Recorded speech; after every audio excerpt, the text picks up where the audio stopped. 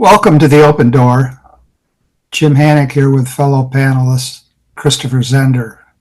Tristemente, nuestra amiga Valerie Niemeyer has a back-to-school conflict in claiming that she lacks the power of bilocation. We can only say that we will miss her. Now, today, we are going to explore the thought of servant of God Romano Guardini, a widely influential theologian whom both Pope Benedict XVI and Pope Francis deeply admired. BTW, so did Flannery O'Connor. Guardini is often thought of as a unifying figure in the Church. Our welcome guest is Christine Myers-Miller. She is a graduate of the Pontifical John Paul II Institute for Studies in Marriage and Family in Washington, D.C., and is the director of Adult Faith Formation, Marriage and Family Life at St. Bernard of Clairvaux Parish in Tulsa. Dr. Myers-Miller researched Romano Guardini in depth for her doctoral thesis, studying the topic of Christian responsibility for the world. She has published essays in the Catechetical Review, Humanum online review, and in the important theological journal Communio. Let's begin, as we always do, in prayer. Come, Holy Spirit, fill the hearts of your faithful and kindle in them the fire of your love. Send forth your Spirit, and they shall be created, and you shall renew the face of the earth. Let us pray. O God, who have taught the hearts of the faithful by the light of the Holy Spirit, grant that in the same Spirit we may be truly wise and ever rejoice in his consolation. Through Christ our Lord. Amen. To get us started, Christine, could you tell us a bit about yourself? Have you always been an Okie? Well, I do come from Okie stock, so my family has been in Oklahoma for, I don't know, maybe about 100 years, and my dad worked in oil, so we moved around a bit when I was growing up, but the family settled back in Oklahoma again in the 90s, and I finished growing up here, did middle school and high school in Oklahoma, and love Oklahoma. So it's really a great place. So I know sometimes the middle of the country gets called the flyover zone, but I wouldn't live anywhere else. So I'm happy to fly to the coast and visit, but I'm very happy to live in Oklahoma. So your view is better sooner than later? Well, I didn't attend school in Oklahoma, so I'm not a part of the great competition between Oklahoma State and the University of Oklahoma, but that's a popular rivalry around here. So we take our sports pretty seriously. Oh. Yeah. Well, all right. So Christopher, our guest, has kindly introduced herself. Do you want to carry us forward?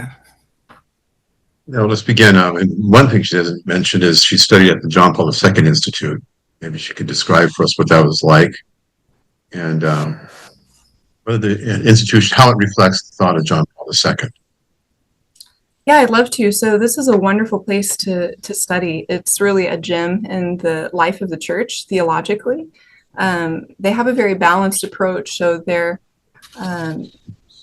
steeped in the tradition, but open to the new contributions in philosophy and theology that were brought by the pontificate of John Paul II. And right now in the church, that doesn't describe every theological institute. So their fidelity and then also their receptivity to the pontificate of John Paul II, I think, is very important for the church as a whole and for the church here in the United States. So they're focused very much on receiving John Paul II's insight, which is tied deeply to the Second Vatican Council, that you can really only understand the human person in terms of love, that human beings were created from love and for love, that Christ has revealed to us the reality of God, a triune God, one substantially, but a communion of persons, and whose life is love. And that really love has everything to do with truth, and truth has everything to do with love.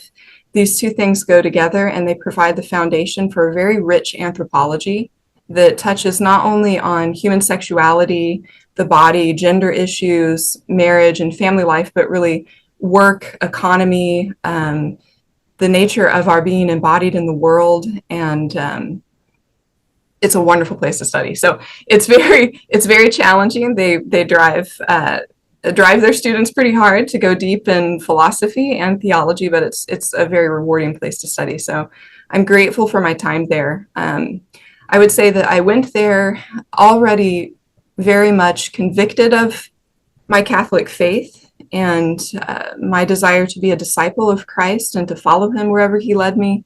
But the John Paul II Institute helped me understand the world. It helped me understand kind of the shape of our modern world, how it related to the ancient and medieval world, Christendom, and the Christian faith, and really brought a kind of healing to me, because I went there realizing that there was a disconnect between the faith that I was pursuing and living and the world that I was living in. And it was hard for me to reconcile them. There were things about the Catholic faith that I couldn't understand. I couldn't incorporate into a whole vision or a synthesis of how I understood reality. And my studies at the John Paul Institute helped me kind of diagnose that and grow in an understanding, which deepened my convictions, my faith convictions, and gave my mind a place to rest. So I'm grateful for that. It was beautiful. I hope many students will go there. So maybe someone listening to this podcast will go catch the bug and go to the John Paul II Institute. That would please me very much. You talk about, so it sounds like what you're saying before you went there, you say your mind was formed by what seemed to be reality, at least the modern reality. What sort of things, what was the bone of contention between what you were thinking and what the Catholic Church was teaching? Well, I think, I was public school educated. I was not Catholic school educated. So public schools, K through 12. And then I attended Vanderbilt for my undergraduate and did secondary education in English as my major. I loved literature and already had a sense of like the aesthetic and beauty and symbolism that drew me very much. But I think imbibed a lot of relativism, also a kind of skepticism about our ability to know reality or know the truth. I remember sitting in middle school science class and learning that the desk in front of you isn't a desk. It is a conglomerate of molecules and pieces and parts. It has no wholeness of itself. It's spackled, material, meaningless material that's spackled together, and now you call it a desk. And I think because of the kind of intellect that I have, I absorb that very deeply as a way to understand the world, how to understand reality. That, that's very much a Cartesian view of the material world, that it's all random pieces that have been grouped together to form something. It's very different from a classical understanding of form, and that things have natures and they're intelligible, etc. So I loved Aristotle. When I read Aristotle at the JP2 Institute, it was like he gave me the world back, because he said, if you want to know the world, open your eyes and observe it. It speaks, it's intelligible, it tells you about itself. You don't have to doubt your ability to come to a common sense knowledge of what things are. Everything doesn't have to be held in doubt, deconstructed and reconstructed based on experimentation or something. So that for me was very liberating, to realize that there was so many things that I could know by a careful, attentive, humble, obedient observation of reality. I think that I had been taught to be skeptical of everything, and that leads you to nihilism and to a place of really profound self-doubt as well, because you don't know how to grasp the truth. And we have a great need of truth as human beings. So I'm not sure if that answered your question, but Well, what I want to know right off is, in that whole process, where are you left with the unpaid bills on your desk? well, God has been very good to me. So I managed to go through all of this, education with coming free of debt. So that's a great thing. And I've been liberated then to be able to serve the church. So the unpaid bills on my desk are paid by St. Bernard of Clairvaux Parish. And here I have a beautiful assignment to bring the Catholic faith to adults and to support marriage and family life in our parish. So that's my task, and that's how I earn my bread and butter. Could you give us some particulars on your position? What does it involve? Yeah, well, it's sort of a dream position in many ways because I have enormous freedom to provide programming for adults. And so I have the joy of being able to prayerfully discern where I believe God is asking us to study, what he's wanting us to do, and then to draw together classes. So I usually provide a couple of classes throughout the year at different times of day, morning and evening, to reach people who are retired. They can come during the day very easily and prefer that. Also, people who are still working, they'll come in the evenings.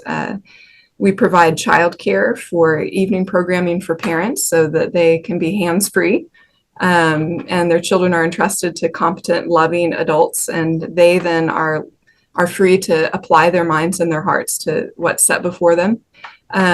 So it's exciting. Our diocese actually just went to restored order. Our bishop announced that here in the preceding months, that we're returning to a restored order of the sacraments. So that means that by 2028 or 2029, I forget what the goal is, our children will receive confirmation and First Holy Communion in third grade.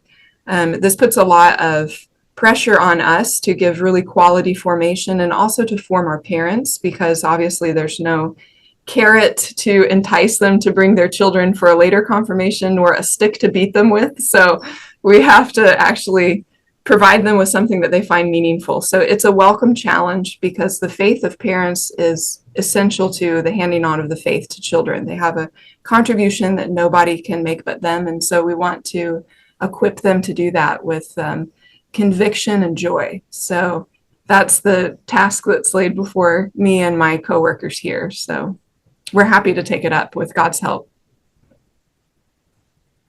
Now, you mentioned freedom. Has the absence of Monsignor Pat Gallus enhanced your freedom or not?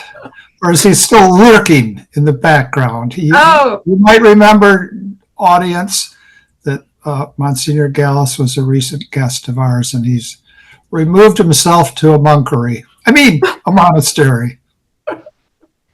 Monsignor Gallus is a wonderful man, very deeply loved here at St. Bernard's and in the Diocese of Tulsa and Eastern Oklahoma more broadly. So, and very much by me. He's been a spiritual father to me. So he hired me here in 2015 and has been a spiritual director and guide and friend and father to me for all these years. So whenever he asks me to do something, then I'm always ready to follow. So I was very happy that you are a longtime friend of his, and so grateful to be invited to be a part of your podcast. So through him. I don't know, just a brief aside here and a sidebar. He has recently upended Chesterton research. Oh, no. Oh, that's great, actually. An unpublished poem, fragment, was analyzed carefully in a recent issue of Gilbert. And it turned out that the analysis was not quite up to snuff. Uh-oh. And so Monsignor wrote a letter to the editor, Dale Alquist, pointing out that there would be a better way to decipher the handwriting that Dale himself had tried to decipher to reconstitute this poem. Yeah. So he's a literary expert as well. He is. So that's a great contribution that he's making to Chesterton research. And he is witty and intelligent like Chesterton. I'm sure that there's a supernatural friendship there between the two of them. So that's a delight. I think he mentioned to me that he made that discovery. So congratulations to Monsignor. They were both of them. Well, Monsignor still, but they were both of them. Chesterton in an early fashion committed to the Pritikin diet. The Pritikin diet? What is this? No, Chesterton was not committed to the Pritikin diet. He was a beer and bacon man from beginning to end. Christopher, could you get us back on track, please? We should probably start talking about Romano Guardini. Oh, maybe. Maybe could, somebody, people might not, I've actually never read Romano Guardini. So, an introduction would be fine. I mean, especially explain to people why an Italian's writing in German. Yeah, Romano. So Romano Guardini he's a great figure of recent history, and often figures of recent history are the most forgotten. So, but there has been a little bit of a revival of interest in Guardini, and a lot of his works aren't translated into English. So I had the joy in my doctoral studies of discovering a lot of his untranslated works and reading them in the original. And I'd love to see more of them translated at some point so that we can benefit from his work. But he was born in 1885 in Verona, Italy, to an Italian family, obviously. He's the oldest of 4 boys. His father was a merchant, so he did trade work. He was also involved in diplomacy for the Italian government. When Guardini was just a year old, they moved to Mainz, Germany, and Guardini grew up there. Of all of the Guardini siblings, he was the only one that really felt German. So he was formed so deeply by the culture, the people, the intellectual climate there that he stayed. He took German citizenship. He studied at Tübingen as a youth, experienced a very profound conversion in that time. And along with a childhood friend, entered seminary and was ordained to the priesthood in 1910. During his habilitation studies at Bonn, he wrote an article for Maria Lach Abbey. So the abbot there, Ildefonс Herweger, he was part of the German liturgical movement, a real inspirer of it, and invited Guardini to write an article. He wrote Spirit of the Liturgy, 1918. So this is probably his most famous work. And if you're familiar very much with the corpus of Ratzinger, Cardinal Ratzinger, Benedict XVI, you know that his work on the liturgy borrows the title, Spirit of the Liturgy. He took that from Guardini with the hopes that his work would in some way participate in the same sort of renewal that Guardini's work in 1918 inspired. There was a lot of enthusiasm about improving the lay person's ability to participate in this great act of the church, the worship of the holy liturgy of the church. So that springboarded him into kind of a position of fame in 1918. He was a very young man at the time. He also, about the same time, was introduced to the German youth movement, Quickborn. So Germany, in between the wars, saw a lot of renewal of youth who really wanted a different life for themselves. The First World War was very traumatic to Germany. Germany was blamed for it. There was much poverty. There was a lot of kind of low morale. And the young people of the time were really searching for a way forward and a new identity and something to latch onto, something to inspire them.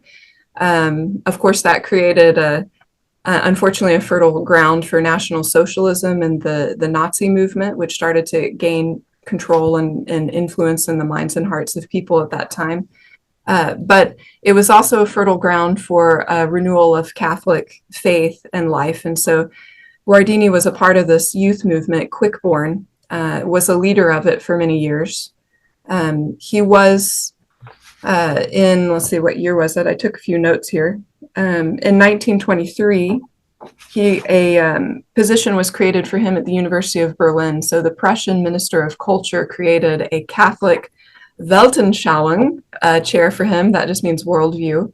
And invited him to this professorship at the University of Berlin, where Guardini was enormously popular. So what he did, he studied dogmatics for his doctoral work, but what he did as a professor is he took the light of faith that he received from his conviction, his Catholic convictions, and the purity with which he received the teachings of the church, and he allowed that light of faith to shine upon earthly realities, realities of culture, maybe questions of the faith, but to examine them with a kind of freshness. He had a phenomenological approach, which was also the school of phenomenology was really taking off in between the wars, as well as personalism. The dramas that Europe suffered in the 20th century really gave birth to a renewed sense of the need to regain contact with reality, which is what phenomenology was trying to do, regain contact with real things and come to know what they were. And personalism really wanted to recover the dignity of the human person, which had been denied and denigrated by these totalitarian regimes and fascism, which had crushed so many, and come to see the individual as something less important than the whole in a way that was harmful to man and caused great suffering. So Guardini was living right in the middle of all of these movements, and his lectures were enormously popular. He would be in large lecture halls. They'd be packed with students, Catholics, non-Catholics. Berlin is not a Catholic city. It was a Protestant city at the time. Since then, it's been, very much influenced by being behind the Soviet bloc and communism. So this was not a Catholic atmosphere in which he was living, but his work was so interesting that it drew a wide variety of people. He taught them to seek the truth. Truth was very important to Guardini. It's really the heart of his life's work, was to pursue truth, to know it profoundly, and that truth in the light of faith, to combine those together. It's very fascinating to many people. So he was shut down from that position in 1939. So as the National Socialist regime took power, they pulled him into the office and explained to him that when the government has a worldview, there's no Catholic worldview taught in the university.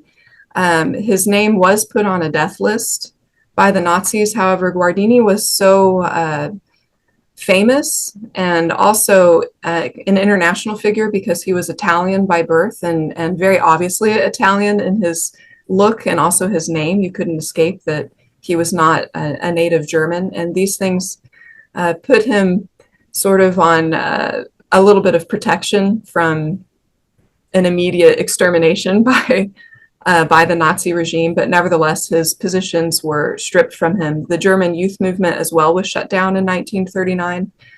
They had to go and try to destroy documentation that would cause them to be especially suspect by the Nazi party, and everything became a bit quiet. Guardini spent those war years really focusing on his intellectual work, and it was very productive actually for him. So how would you you're talking about being a phenomenologist, how would his procedure theologically and philosophically differ from, say, Thomas Aquinas or maybe the neo-Thomists? Well, I think he differs from, so Aquinas is a realist, right? So he believes there's an objective reality and that knowledge comes from a reception of an objective world. That is a very different position than what we find as the rise of modernity comes about. So the work of Descartes casts doubt on our senses and what we can honestly know through common experience. And there's a desire to only confirm and know what can be experimented upon and verified by data. Phenomenology wants to recover that objective reality, that there is a world before us and that this world presents itself, and that we are capable of experiencing it and growing in knowledge with it. So he differs from Aquinas in the sense that Guardini was not very interested in doing scholarly work, which would require a comparison of thought among different scholars, how they've interpreted things and an analysis of that.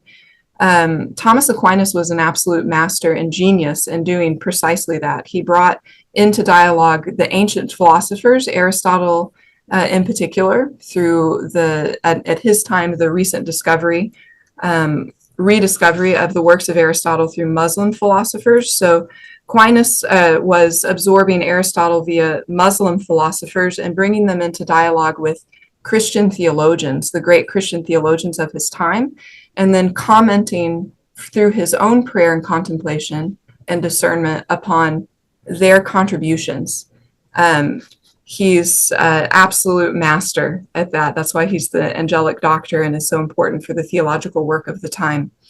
But Guardini, what he wanted to do was regain contact, like a fresh contact with reality, a fresh observation of it, realizing that the contribution that he would give wouldn't necessarily be of the caliber of a Thomas Aquinas or a scholarly level, but it does, though, have a kind of freshness and newness to it that provides a kind of a renewed wonder and a renewed contact with the world that we desperately need if we become so subjective that we think that we're creating the meaning of the world. And Guardini helps correct that. It's like, no, the world itself has something to say to you and is profound and beautiful and wondrous. And you need to get back into touch with what's outside of you and allow that to enrich the inside of you. But you know, we're not the creators of the world. We are inheritors. We are beneficiaries. We're recipients of this beautiful world. So that would be kind of a distinction. Both kinds of thought have a contribution to make, I think, to the life of the church and the life of the mind. They're just, they're distinct contributions, though, if that makes sense. Well, yeah, I guess, because what I wonder about is that Thomas, along with Aristotle, said all knowledge begins with experience. Mm-hmm. So actually, I mean, even though forms of scholasticism became corrupt and began to be too much rooted in what the expert, the past experts had said, the past thinkers. Nevertheless, that's actually the foundation of Thomism. Mm-hmm. That's when you talk about a realist or a semi-realist. You know, the natures of things are actually present in the things themselves, so we can actually experience them and come to know them. So I guess I wonder. The use of the term phenomenology too seemed to suggest Kant's phenomena, which is not reality at all. That's just the perception of reality. So would it be right to say that Guardini's approach is more affective with an A, and more maybe almost poetic in terms of trying to get people to rediscover what had been lost from the earlier tradition?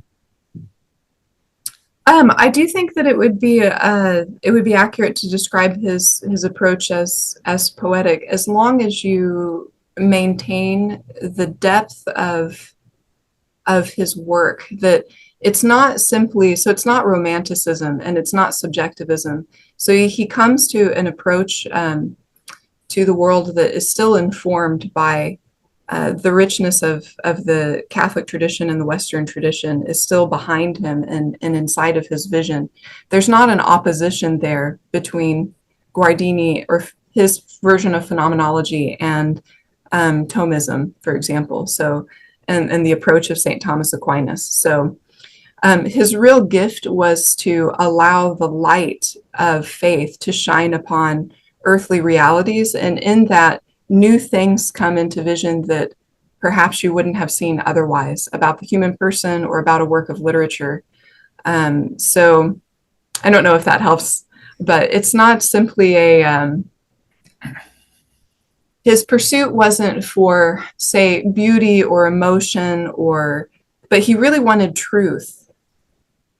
So it's not simply to capture an experience of a particular emotion, etc., but to really get to the heart of things. So, and to do so in a way that is, I think poetic would be accurate for some of his work. Yeah. I have I guess a follow-up question on method, but But then I want to go ahead. You had mentioned theological anthropology earlier, and I want to go ahead to that. But first, the follow-up question.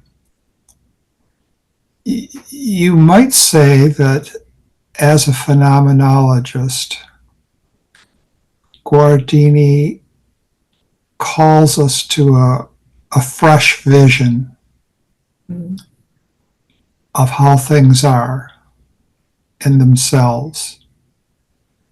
It's a vision that frames our experience in a new way. We see deeper.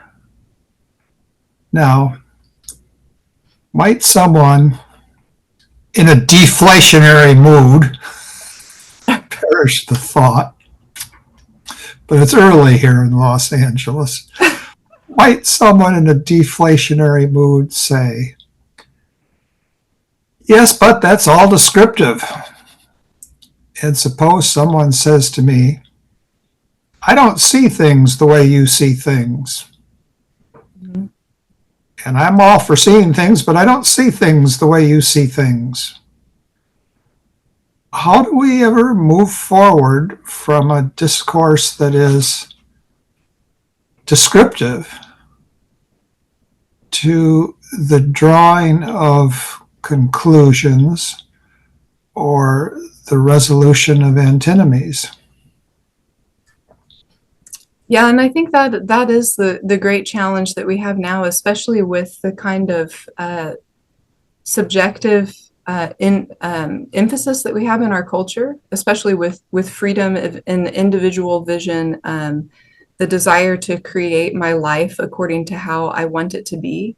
There's an orientation, like in our culture, toward reality that's very much intent upon shaping and upon directing it according to my will. So, if you will, a kind of freedom that is unhinged from a reception of truth. So when that is first and foremost, then the dialogue and the pursuit of truth becomes very difficult.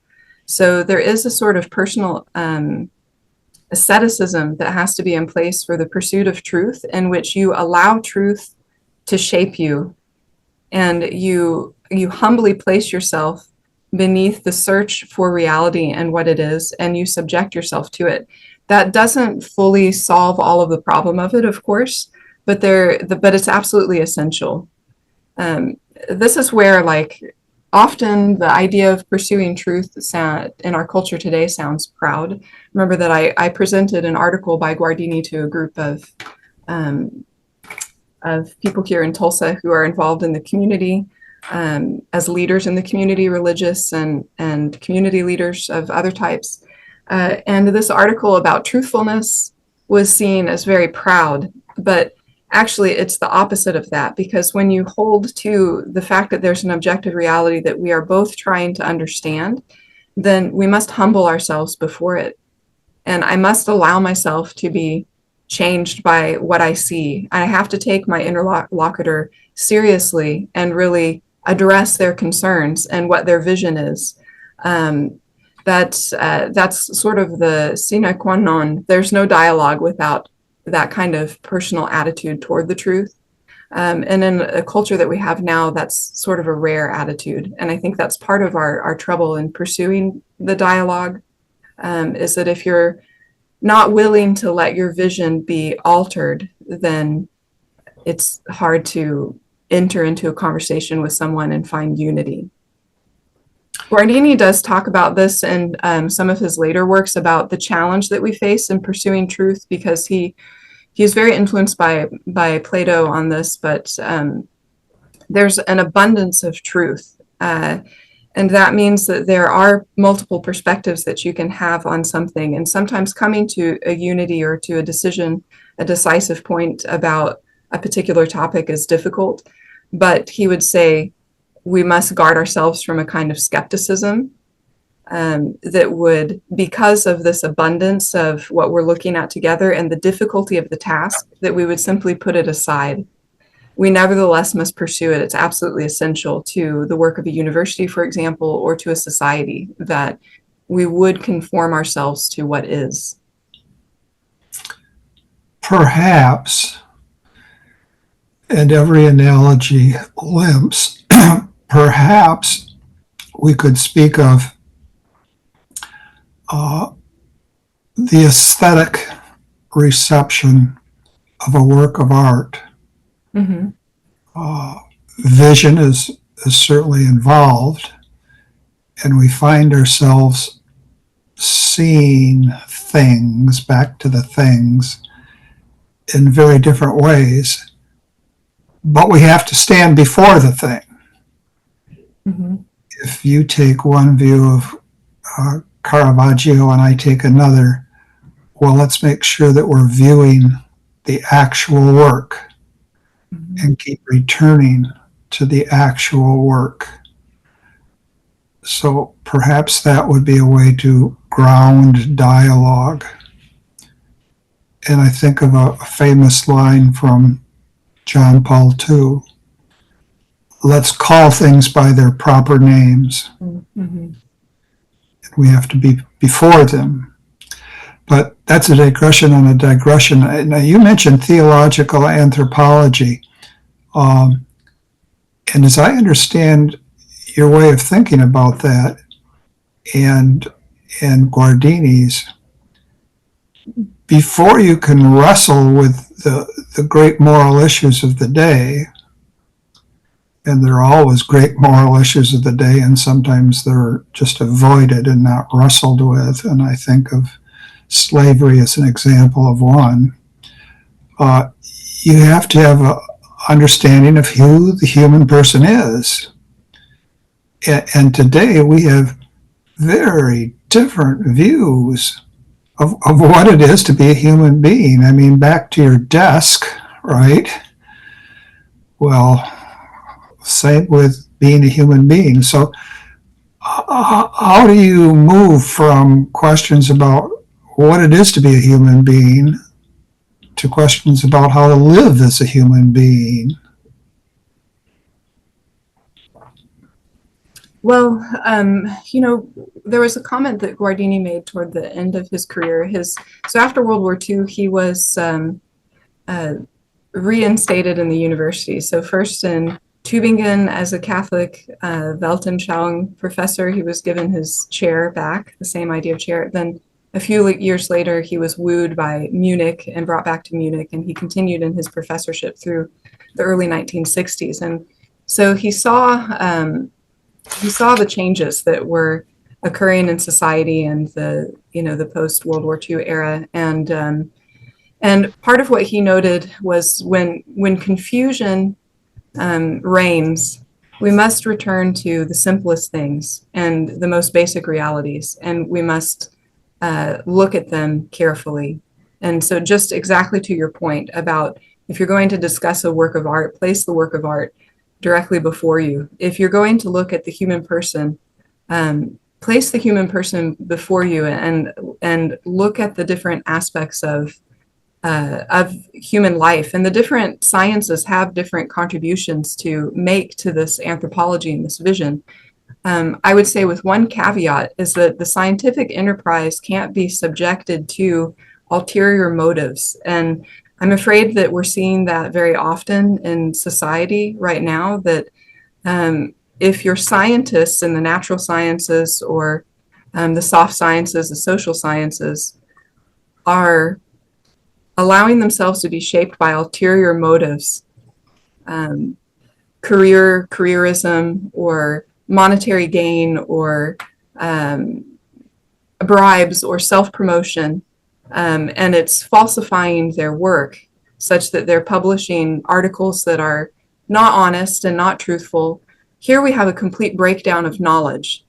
And when you're in that situation, then what you do is you create so much confusion that no one even knows where to find reliable information. And the pursuit then of man's good becomes nearly impossible when each person in their proper domain does not have integrity in what they're doing and pursue honestly the truth before them, to know the truth and to really express it as clearly and as accurately as they can.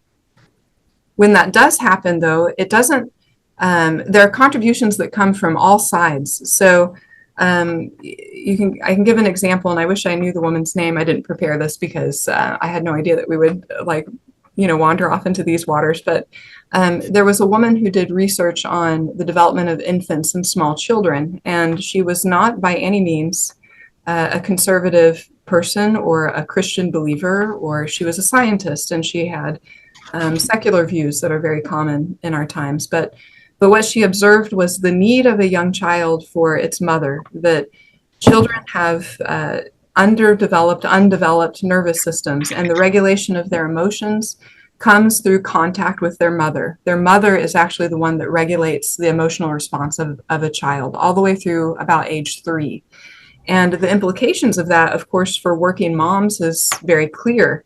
Her research was therefore rejected because it doesn't fit with the desire of a particular form of culture, a particular understanding of woman and her place in the world. And, she had a terrible time publishing this work and maintaining her academic career because it didn't fit with an ideology. That's a problem. When we can't be honest about what's before us and speak truthfully about our findings and really observe them honestly and describe them accurately, then we cannot pursue our authentic good. That causes a complete breakdown in our society. And so I give that as an example because this is a beautiful thing, I think, about the Catholic faith. It's part of what captured my heart and my mind as a young person. The church maintains that the truths, the natural truths of this world are not in conflict with the truths of faith, and they must all be pursued honestly. At times, there may be difficult reconciling them to one another, or understanding how they fit together, but we hold in principle that there is no contradiction there. It also means that persons who do not share our supernatural beliefs that are beyond the scope of reason still have a place at the table in conversation about understanding the human person and building a society.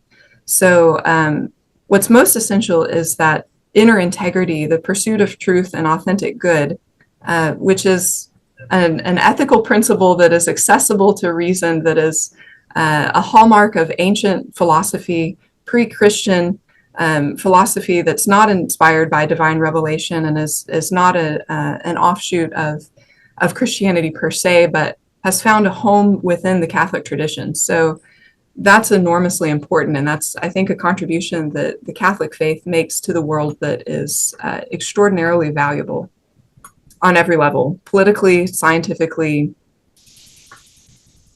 whatever it is that you're doing. Be honest, be truthful, pursue the good, right? And truth remains the pivot. Yes. And it requires humility and obedience. It requires it requires a conviction that the truth is worth pursuing and that you have an obligation to it. It's very refreshing whenever you discover the work of a scientist or a thinker who is convicted of that and stands by it. Their work brings light and is helpful to us. Yeah. Christopher? Yeah, it's interesting. We talk about truth and asking people to respond to truth, but even in the roots of empirical science, if you go back to Bacon, his adage that truth is power, right? Knowledge is power. When you talk about people who refuse to listen to the results of certain experimentation because it goes against their own interests or against their own ideas, I think what you're looking at is a what we might call a postmodern view of truth. The truth is only what truth is a grasp for power. So this is something we're talking about is deeply rooted in the corruption of philosophical thought in the West since the 17th century. How do we, when you're dealing with that kind of thing, where every truth claim is merely considered to be a power claim, and I can therefore silence somebody who says something I disagree with, or is not in my interest to hold, simply because of that reality. Is there any kind of dialogue that could be had in that kind of society? Well, I'm afraid that that's a dialogue that often ends in the blood of martyrs. So where there is no reception to the truth proclaimed, then it can come to blows. Of course, might makes right in the end, right? Which is the kind of society that we're living in right now. I would say, though, that we have to be careful to not despair of the power of truth's beauty, and when it is presented well, it has a power to convict. So, I at the John Paul II Institute became very familiar with the work of Hans Urs von Balthasar, which I have some misgivings about in some ways, but I will say this about his work is that he helps restore an understanding of the importance of the transcendental attributes of being, that the world, that everything that exists shares in being, shares in those transcendental attributes of truth, goodness, unity, and beauty. From my own experience, what I came to understand as a young person in, attempting dialogues across lines of faith and conviction, was that when I explained the truth to someone, but I failed to show truth's goodness, I failed to bring forward how this truth that I wanted to share, I wanted to talk about, was good. That means that it's for you. It is for your flourishing, and it's lovely. That when I failed to show truth's goodness and address really the person and the way in which this truth actually holds for you something that is essential to you and something that will benefit you, that I was failing to really give them the truth in its fullness. The truth is only fully itself when it's fired from the inside with charity. So charity and truth go together. The Holy Spirit is the spirit of truth and the spirit of love. And the truth of God's creation that he's implanted throughout the works of his hands, they're also filled with goodness. They're for us. And so I think that when we present the truth in a way that shows its goodness, we start to gain hearts, because there we start to pull on man's desire for the good, which is written into the depths of us. And so we shouldn't, I don't think, despair of this dialogue about truth. I think maybe we just need to continue to work on presenting truth in a way that reveals its profundity. There's a convicting power to it. I was once invited, this is an odd thing, so I was once invited to give a talk at a conference on human sexuality, and it was from a very liberal perspective. And so these were people that were engaging in all sorts of structures of intimate relationships that are kind of scandalous, or definitely not common, especially in a Christian context, right? So like polyamorous relationships where you have multiple lovers and you all have a pact, and etc. So they invited me to come and give a talk on chastity. So this is kind of an amazing thing. So I went to some of their talks and I listened to them, and what I realized is that there was a complete forgetfulness of a creator and of a reality that preceded them, and that these were people that were trying to find a way forward to build a life of love and of intimate relationships. They wanted ethical relationships, so that's why they were requiring consent among all of these partners. There was also a kind of despair present in the reasons why they were doing that, because they had been hurt by previous attempts at marriage, and they kind of gave up on it and thought they weren't good enough for it, or they weren't capable of it, and so they were trying to find a way forward. So when I gave my presentation, I went all the way back to the beginning, to why is there something instead of nothing, and where did all of this come from, and what can we say about this? And we have to make a decision, like Ratzinger says in his Introduction to Christianity. What is our first principle?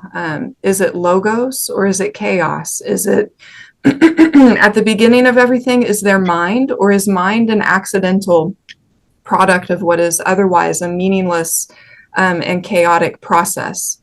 You have to make a choice, right, about and make a stand on that position, because it's an a priori philosophical position that you're going to take about life. So why take the one where God exists? And what does that mean? And what does that mean about the body? And what does that mean about sexual love? And so I presented for them this vision that John Paul II gives us of theology of the body and the great meaningfulness of the body and of human love. Its power to be an icon of the divine love within history, etc. They were blown away. I don't know if any of them afterwards had conversions, but they came up to me and they said, I had no idea that that was the Christian understanding of sexuality. It is so beautiful. It is just so beautiful. And my prayer for them is simply that at some point that there would be a break-in of God's light and love for them, that they would realize that that vision of beauty is something that they can take a stand on and that they can participate in, that they don't have to live in this other path, which is ultimately very despairing and carries with it a lot of sorrow and suffering. I often like to tell people life is hard. It's going to be hard no matter what you do, but the hard things of life are so different lived within a profound relationship with your Creator. And with the conviction of the goodness and the truth of the life that you are living. It's a completely different experience. It's a lifting of a heavy burden. Christ's yoke is gentle and can be borne because it's born within something much greater than yourself. And everyone is longing to participate in something that is greater than themselves, something that's meaningful, that's solid, that's exquisitely beautiful, that is inspiring. That's in the heart of every human being. So we got to show them that. That's what truth is about. It's not simply that I have something and you've got to obey it whether you like it or not. It's like, no, let me show you what you're invited to, and that it's for you. It's not against you, but it's for you. Is it hard? Yes, it's hard. But it's life-giving and it's beautiful, and in the end, it corresponds to the most profound desires that you have in a way that you're not going to find anywhere else. So, come and see. Come and see. Yes. Let me introduce you to someone. Yeah, come and see. So you're really not talking about necessarily a philosophical approach to these things. It's more of a, I guess, an effective approach of getting. It's not strict philosophy where you're actually producing argumentation. You're saying you're offering an alternative to them and trying to show them the beauty of that alternative and to maybe excite their wonder. Yeah. And further pursuing. I mean, philosophy certainly has a place within that, because that's our love of wisdom, and our human minds are thirsty and desirous of truth.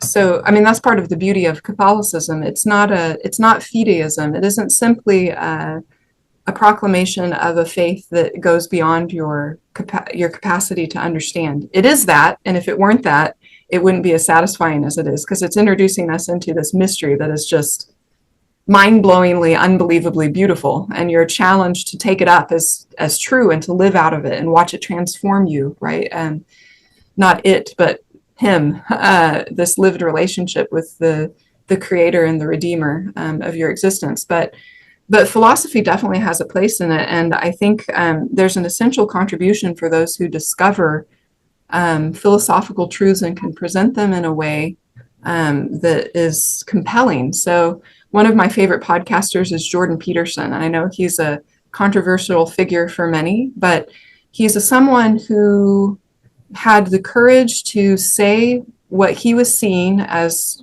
harmful about some things in our culture and what was happening around him at great cost to himself, with conviction and out of really a charity, because what he's seeing is harm coming to people that he cares about. He's not a mean, selfish person. He's someone who is discovering things about the world and reality, and it's led him into a dialogue with Christianity. In a way, he's discovering the Western tradition, both its philosophy and its theology, and how it sheds light upon the world around him. And it's fresh and it's interesting. He's a psychologist, so he's coming from a psychological perspective, and in some ways he reminds me of Guardini on that, because he's discovering things, and he's analyzing scripture, and he's analyzing psychological trends, he's analyzing politics, he's analyzing these things not from a fideistic perspective or as an evangelist who's out to convince you to be a Christian. That's not his perspective. He's simply showing you what he's discovering, and how it's for you, how it's for your good and for the good of society to discover these things. So that is, I think, an essential contribution for philosophy to make. Yeah. Anyway. Christine, we're past the end of the hour. Are you are you good for another 5 minutes? Oh, sure. I'm good for it. I love talking, so you can get me to just get me going. I'll just keep going. I think of ways of presenting philosophy. Uh-huh. My way is to put together a lot of footnotes. What you need is a really lot of footnotes. A lot of footnotes. Yeah. Well, if you want to understand the history of it, you need the footnotes. But prescinding from that, the last question that I'd like you to address is, what might Guardini say, here we are today about AI? Oh, yeah, it's terrifying, isn't it?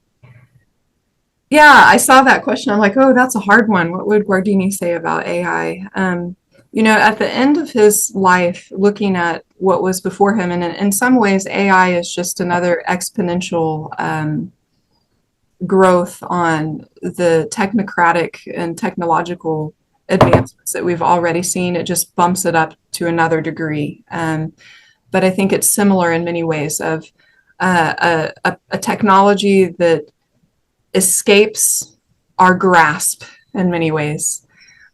This is an amazing capacity that we have as human beings to create something that, well, quite honestly, could enslave us and escape our power of control and our ability to handle responsibly.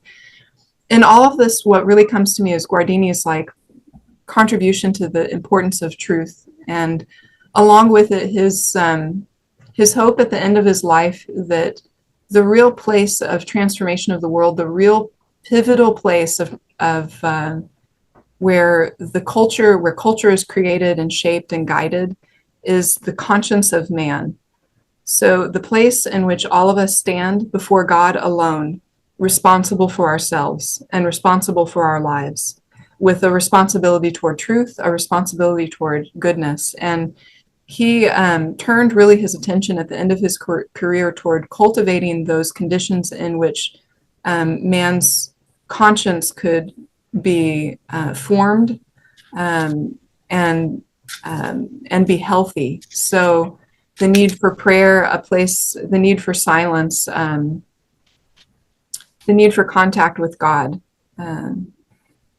So I would say, in regard to AI, those two things I think are really important. First of all, that whenever we develop a technology, we need a corresponding growth in our interior responsibility for it and our acknowledgement of that responsibility. And this is tricky because I'm responsible for things that you aren't, and vice versa, and you can't be responsible on my behalf. This is something where the buck stops at every person, right? Every person contributes to the improvement or the decline of our world by their personal stance before God and the way that they live their lives. So that's that interior freedom, or that interior need for the formation of conscience, so that we can exercise our freedom responsibly. The other part of that is the conviction of the importance of truth. So AI gives us the ability to lie in ways that are absolutely profoundly destructive. And if there was something that needed to be examined, I would think that it's and regulated, it would be the way in which AI lies. Now, there is such a thing as art and the fabrication of, creativity and the fabrication of artificial things, but where you create a world of deep fakes and an inability to distinguish between fact and fiction, between truth and reality, you are destroying your society. I listened to someone, and I forget the name of this person. They were suggesting that they're involved in the process of this creation of AI. And they were suggesting that it needs to be made illegal to create artificial persons, that needs to become a punishable offense. So creating bots, for example, that influence social media and opinion polls, etc., that the creation of fake persons and of deep fakes and of false images needs to be punished and needs to be regulated in a very strict sense. And I think that makes a lot of sense.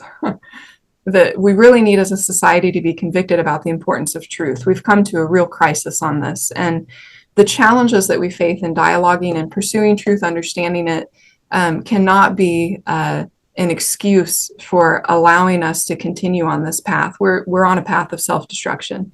We must recover the importance of truth and begin explaining that, showing that, and standing by it at all levels of our society. So I think hopefully Guardini would agree with me on that one. I think he would. And I'll just, by that then throw out Guardini's book on the virtues. I encourage everyone to buy it. It's available in English, and he has a chapter there on truthfulness and how it's the foundation of society. And I think his book on the virtues would be a wonderful thing for people to read and allow the patrimony, the legacy of Guardini to bear fruit in our American culture today. So, Thank you. yeah, you're welcome. Thank you. Thank you for inviting me on. Thank you.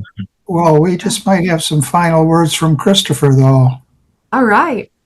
Oh, I don't know about that. I don't think I have anything else to say, except I was going to point out that I had a similar experience with you many years ago, back in the 90s, I think it was. I was on a panel discussion with in West Hollywood, a very seemingly hostile, anti-Catholic hostile environment. And one of the panelists was a Hollywood producer, full of all Hollywood types. And the other one was the chief ecumenical officer for, I think it was the Universal Church of God, a gay and lesbian church. So at one point she challenged, I was asked about basically my approach to truth. And I expressed, I did believe that there was truth. There's some things which are truly false and that are truly true. And so she launched off into this thing about the idea that I'm right and you're wrong has led to all sorts of persecution and evil throughout the world. So she was lulling everybody to sleep at that point. So I just said to her, I said, well, but if I disagree with what you just said, wouldn't you have to say that I was wrong? And she said, let's ask the audience. Well, the most amazing thing was that these people had never heard the concept of truth like that. They had never heard the principle of non-contradiction. They were absolutely excited over it. I was mobbed at the end of the meeting by people asking me questions about this. So there's a kind of basic common sense that still exists even in Hollywood. If you could find it in Hollywood, you could probably find it almost any place, maybe even rural Ohio. And so I think you're right about that. It's just something we didn't get into today, the whole question of culture, right? When you have a deep skepticism infecting the culture, it's very difficult to work against that. And so even if you make some advances, you often feel like you're being pushed back at the same time. So it's just Onward. Random thoughts. Yeah. Well, I always think it's good to have a plan B, which is why we here on the Open Door are taking names. When we run into people who disagree with us, in case the dialogue doesn't ultimately work out. We are taking names. With Plan B, well, you don't want to hear Plan C. So let's return, as we always do, to the source of things, God's Word. And the gospel for today is from Matthew. At that time, Jesus withdrew to the region of Tyre and Sidon. And behold, a Canaanite woman of that district came and called out, "Have pity on me, Lord, Son of David. My daughter is tormented by a demon." But he did not say a word in answer to her. His disciples came and asked him, "Send her away, for she keeps calling out after us." He said in reply, "I was sent only to the lost sheep of the house of Israel." But the woman came and did him homage, saying, "Lord, help me." He said in reply, "It is not right to take the food of the children and throw it to the dogs." She said, "Please, Lord, for even the dogs eat the scraps that fall from the table of their masters." Then Jesus said to her in reply, "O woman, great is your faith. Let it be done for you as you wish." And her daughter was healed from that hour. Come, Lord Jesus, come. Thank you so much, Christine. Thank you. Thank you. Yeah, thank you. Boing. All right. That was great. Really appreciate it. Well, thanks for having me on. And always a pleasure to meet a friend of Monsignor Gallus. So Yeah. I'm glad you all are doing this podcast out in California, of all places. So in the Lion's Den. Christopher used to live here. Where are you now, Christopher? Central Ohio. Oh, Central Ohio. Okay. I did my master's at Franciscan out there. Okay, yeah, but it's about 2.5 hours from where we live. We live almost in the center of the state. Uh-huh. A very significant town here in Ohio, population 400. Oh, wow. Yeah. And he carries the flag for the American Solidarity Party. Oh, wow. Okay. Yeah. I'm a village councilman, so that's. Yeah. It's a small flag, but he keeps waving. We mostly talk about sewer systems. That's our, not many high political philosophical discussions in the Village Hartford Village Council. It's mostly about the sewer. But you got to know the territory. All right. Thank you. You got to take care of those necessities to get to the other thing. I know. Yeah. Well, most of local government is about moving water from one place to another. Yeah. Think of the ancient Romans. That was their focus. All right. Godspeed to you all. Thank God you. bless. God bless.